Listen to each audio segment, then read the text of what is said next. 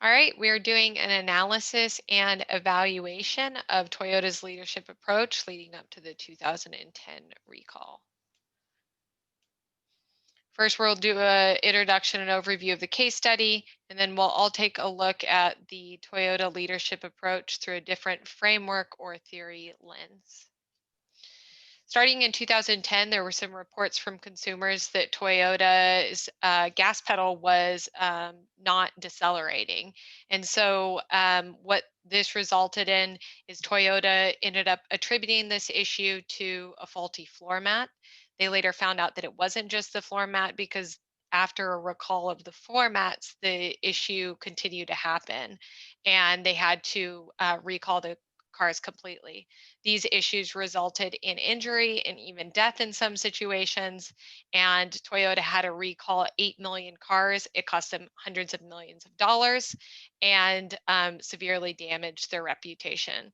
Of course, their reaction was widely criticized, not only because they reacted slowly when the problem started to surface, but also because it was found out that they knew about the issue before the consumers had reported it. Ironically enough, they were known for their quality before this issue had happened. They had a proprietary process with an andon beller cord in which a vehicle moved through a manufacturing line. And when a worker identified an issue with the car, a quality issue with the car, they rung the andon bell and that signaled a team lead to come address the quality issue. This had a number of benefits, not only because these highly trained team leads are often able to address the quality issue before the car came to the end of the cycle. And so as a result, the belt didn't have to stop. And so you had this built-in quality along with speed with the andon bell process. The requirements of this particular process was these employees have to be empowered to ring this bell when they see a quality issue. And so there needs to be a lot of employee empowerment. And also, the team leads have to be highly trained so that they can address any quality issues by the end of the cycle. When we relate that back to Sheen said that there are three levels of organizational culture: espoused values, cultural artifacts, and tacit cultural assumptions. The espoused values are really where a company attributes its success. And so in this situation, the farmer's saying the pond uses only the finest organic fertilizers. He's attributing the success of the growth of the flowers to the organic fertilizers. Those may or may not actually be helping the flowers grow. The cultural artifacts are the visible or seeable things within an organization, and so in this situation, it's the actual tops of the flowers that are growing and producing fruit. And then the tacit cultural assumptions are the things that companies are actually taking for granted that really make the company grow. And so in this situation, it's the root system, it's the water, it's the environment of the pond. And so when we relate that back to Toyota, really their espoused values are lean production in the Toyota way. These espoused values continued throughout even the recall. And so these are the things that they're saying is attributed to their success, but really their success is built-in quality. Their success should be attributed to this idea of, building quality into the process and sustainably growing. And they had this going with the andon cord and process, the decentralization of employee empowerment, and also carefully training their team leads to address issues. That changed because in 2005 they really shifted from a sustainable growth and conservative corporate style to a more aggressive style of, production targets, and they were trying to hit 15% market share by 2010, which was an aggressive target. So they really shifted from a quality and sustainable growth mindset to a quick growth mindset. It resulted in 18 new plants around the world, and employee headcount grew quickly. And it resulted in a bunch of cultural issues that kind of came to a head as they were growing quickly. And so then what you see in relation to to Sheen in the 3 levels of culture is they no longer have congruency between their artifacts, their espoused values, and their underlying assumptions. Now, their underlying assumptions, the things that are making them successful, is growth. And so they're really driving towards growth and speed. And because of the fact that, they're growing so quickly, they can't train the team leads sufficiently in order to address the quality issues in the belt. And so what's happening is the people just aren't ringing the bell because they know if they ring the bell, the team leads are going to come, but they probably won't be able to address the issue. And then they're going to have to stop the belt, which then feeds into it prevents them from reaching their goals for speed. And production. And so that incongruency in the 3 levels of culture results in the quality issues that you see with the Toyota recall. So with that, I'll hand it over to Shanae, and she will talk a little bit about performance management. Thank you, Diana. So Toyota moved from a human resource system where performance was evaluated and rewarded for producing high quality products to a system where performance was evaluated on production goals and results. These changes played a major factor in Toyota's recall crisis. We will now look at how the changes in the company's strategic goals affected human resources policies on the performance management of employees. So, according to Shields, performance management can be described as a process based work system. There are 3 main elements to performance, which are inputs, which will be knowledge, skills, and competencies, or anything of that nature, throughputs, which are the processes, and outputs, which are results or outcomes. Performance is not just measured individually, but can be measured for groups or teams, and then also at an organizational level. And then there are performance values for each that run parallel to each other and have important cross-dimensional linkages. So in some cases, the inputs, processes, or goals of one element feed back into another element, which we can see here, like personal behavior will feed into group work behavior, which feeds into organizational behavior, and then it will feed all back into each other, go in the opposite direction. Based on the definition of performance and performance linkages in between individuals, groups or teams, and organizations, Armstrong established the 3 dimensions of performance management. So you'll have individual goals and results that'll feed into team goals and results that will feed into the organization's goals and results. High performance work systems and performance culture align the goals in the 3 dimensions of performance management. And according to Armstrong, high performance work systems are bundles of HR practices that facilitate employee involvement, skill enhancement, and motivation, and provide a means for creating performance culture. At Toyota, they had the performance culture of like the Toyota Way, which ran as a high performance work system.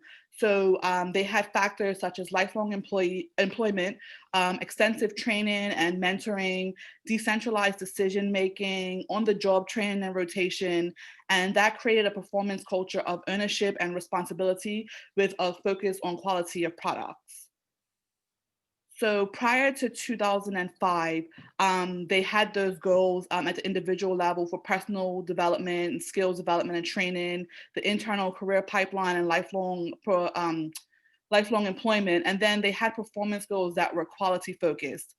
And then team goals were decentralized decision making and standardized sequence of behavior, which enabled the employees to be empowered and take responsibility and ownership on the floor.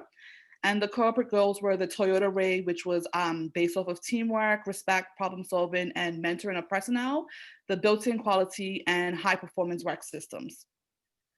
So in 2005, when Hiroshi Okuda wanted to shift the company's goals from growth to gaining market share, they wanted to encompass all of the same goals that they originally had, but instead of focusing on quality, while quality is an important factor, they were more concerned with the productivity targets on the individual level, the production targets on the floor, and then growing their market share at a corporate level.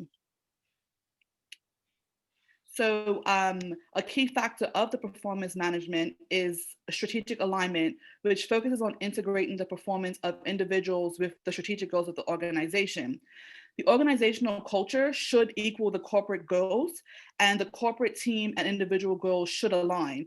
According to Levin, when a greater emphasis is put on quantitative goals, in this case of Toyota, it was put on growing their market share almost double or more than double.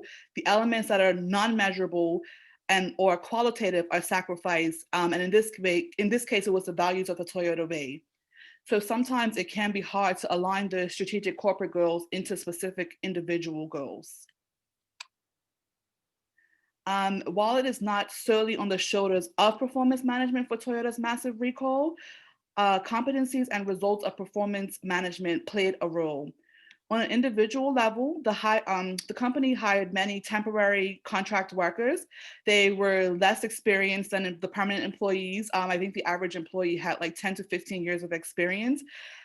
They were less likely motivated to perform without incentives of training, lifelong employment, the career pipelines, and stuff of that nature. And then because of their low skill, they were less likely to recognize the failing aspects in the production line. Additionally, due to high turnover of some key positions and rapid expansion, filling their team leader role with someone with 10 plus years of experience became challenging. Eventually, the bar was lowered to where team leaders were having like 2 to 3 years of experience, and then eventually they eliminated that position altogether. In result, the Android code was used seldomly as employees did not want to stop their line and miss targets. And then they were unsure that if they were to pull it, anyone would even come to assist. And one of the factors was that when they did pull it and somebody came to assist, they learned about the issue on the floor so that they could recognize it in the future, and then it would be resolved before completion. And finally, Toyota expanded beyond their performance capabilities to focus on growing their market share and inadvertently deviated from the Toyota way, which made Toyota successful. And with that, I'm going to pass it on to Chris, who will talk about organizational citizenship and leadership. Thank you very much, Shawnee.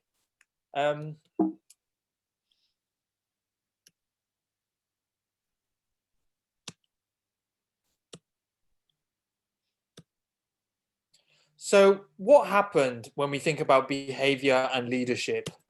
There were two key areas that I think we need to consider, and that was about the core operating principle changed.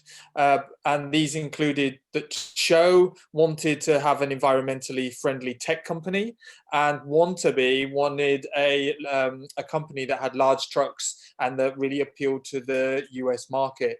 And this impacted on quality culture and confusion surrounding the Toyota way. This also was part of the communication about the leadership, so internal communication towards staff in the factory, inside the buildings, and how they saw the changes happening, and the public outward facing, how we spoke to the public, how the public interpreted what the business was saying to them. And this caused quite a high level of misinterpretation, particularly for the international regions and the leaders outside of Japan. And there was at a point where, there was a time for fixing the foundations, wanted to be said. So when you look at these complications around, leadership and change, behavior seems to be a focus in that, which was also linked to leadership, change, and decision making. And, a move away from, or a diversion away from the Toyota way. So part of this is linked to organizational citizenship behavior. And this is basically defined as an individual behavior that is discretionary, not directly or explicitly recognized by formal reward system. So in essence, it's people behaving positively about the company, even if it's not always positive. And I think this relates back to people not challenging changes that are happening or sticking to the Toyota way. There are different examples or different theories surrounding organizational citizenship behavior, but the main one is that from Organ from 1988. And he said there are 5 main factors, and these included altruism, conscientiousness, civic virtue, sportsmanship, and courtesy. And these clearly exist within those sort of cultural shifts that were happening through Toyota. I think a really important part of this is about decision making in Japan, and an article called Brussels, Boston and Beijing. There were 2 points that were highlighted, and there were 2 factors that were called Nemawashi and Ringi. And these were basically about decision making was very much agreed at bottom level up and by each member involved in the process, which meant things actually couldn't move forward until decisions were agreed by everyone. This linked back to leadership attitudes about being charismatic, self-protective, autonomous, humane, participative, and team-orientated, which I think was a really big part of, you could have said, this hiccup in Toyota, which links back to communication as part of the behavior strategy. Now, if we look at mapping cultures in hierarchy and structure, you can see that Japan here on the diagram sits in a very hierarchical and consensual part of this diagram, which means decisions were made together. There is quite a high level of hierarchy, which means you can't go above and beyond it. So an important thing to consider when we reflect back on the case of Toyota links to an example on cross-case analysis with Home Depot. And Home Depot put in something called their cultural change toolkit. And the toolkit really linked to actually looking at employing employees in the regions, in their areas, that actually could make an impact in understanding the behaviors and the people in the area. And that's ultimately what Toyota did. Now you can see Blockbuster and BlackBerry there, and those are 2 companies that didn't do that. They did exactly the opposite. So in summary, you can see that if we link back to the behavior and the leadership, it had significant impact about staff being committed to the changes in the organization, but still sticking to the Toyota way, no matter what the consequences. Big decisions were made from below and up, and change wasn't allowed to happen, really. And then in the final point, an article called Pivot or Not to Pivot was about how do businesses really get to that end point before they decide to change. And I think the Toyota actually held out until they actually missed the pivoting point. And actually that change caused quite a detrimental effect, particularly within collectivist and big organizations. Thank you very much. I will now hand over to Parisa, who will talk about change management. Thank you, Chris. I'm going to talk about the various changes occurred and verified through the different stages of the Toyota recall case. I would like to talk about, I would like to explore and talk about more in depth about 3 theories, which are the reinforcement theories, the Atkar change management model, and the Lewis change management model. So the reinforcement theory links correctly with the Toyota case study because it actually stated that the team seek out and remember the necessary information which provide cognitive support for their pre-existing beliefs and attitudes. In this scenario, all the negative reinforcement which were applied in Toyota bounced back against the management and affected the quality of production. In fact, for example, all the faulty vehicles were recalled, and this costed to Toyota a huge amount of money. Also, the negative attitude of the management, such as failing to communicate properly to their buyers, led to their demotion. And the chairman and the vice chairman of the car company were replaced as soon as possible by better experienced staff who evidently could handle in a better way the whole dynamics of the situation. The Atkar theory is based on 5 concrete outcomes, and which people normally need to achieve to see long-lasting and effective changes. It helped to find out the gaps in the current management plan in Toyota. And the theory is concentrated on business-oriented goals, and thus a very good solution to the companies which care about people's need and business changes. In Toyota was necessary a change, both in management and in business models. The main gaps faced from Toyota include redundancy, safety and security issues, waste management, and organizational culture. The theory is practical in choosing who need to replace the chairperson and his deputy positions, and to give the proper training to the rest of the employees who Toyota needed to retain.